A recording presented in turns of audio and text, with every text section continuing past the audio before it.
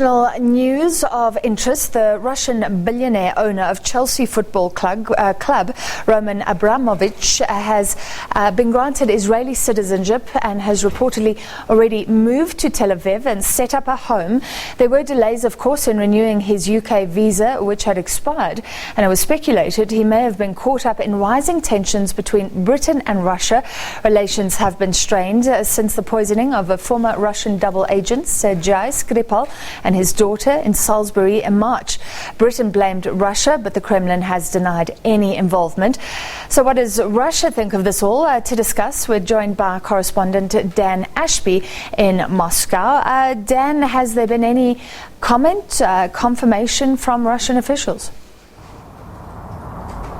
Yes, the presidential spokesman Dmitry Peskov has said, well, it's Abramovich's right, a sort of tone of ambivalence. Look, as you say, Abramovich is allowed to get an Israeli citizenship because he has Jewish heritage. He has obviously used that, and the Kremlin thinks, well, that's his right.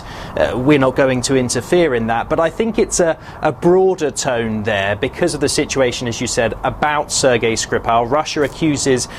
The UK accuses Russia of using chemical weapons to target the Skripals on its soil. Russia denies it, and since then there's been this debate in the UK about cracking down on Russian money and making things more difficult. We don't know whether Abramovich is really the first victim of that, if you like, or the first target of it, but if the UK is trying to do that, if it is looking at Abramovich, then what you're getting from the Kremlin is a sort of shrug. We're not going to help you.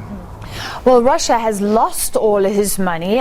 He's going to be one of the richest people in Israel. So it doesn't seem like there was a fight to have him stay. Does it in fact seem like he was uncomfortable with going back to Russia, his home country?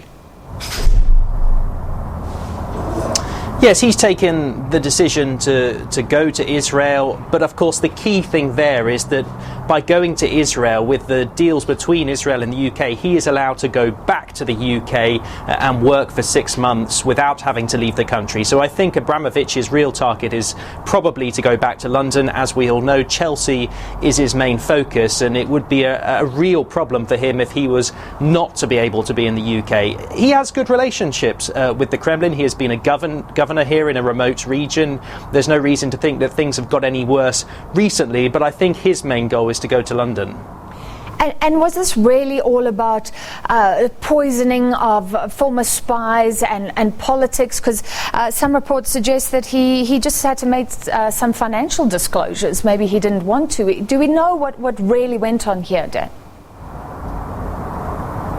No, and that's the problem, of course. This kind of information isn't disclosed, and it's just happening at the same time as this huge debate about Russian oligarchs in London and Russian money. That being said, there hasn't been an official policy rolled out as yet. This debate is ongoing, so people are putting two and two together, saying, well, this debate is going on about cracking down on people like Abramovich, but like you say, there could be numerous reasons why he's had troubles with his visas. They are complicated things. There are different criteria that he could have failed, and he could indeed end up getting another one. But because such a huge debate is going on, people have raised the question, are the two things linked? All right, thank you very much. Dan Ashby in Moscow in Russia.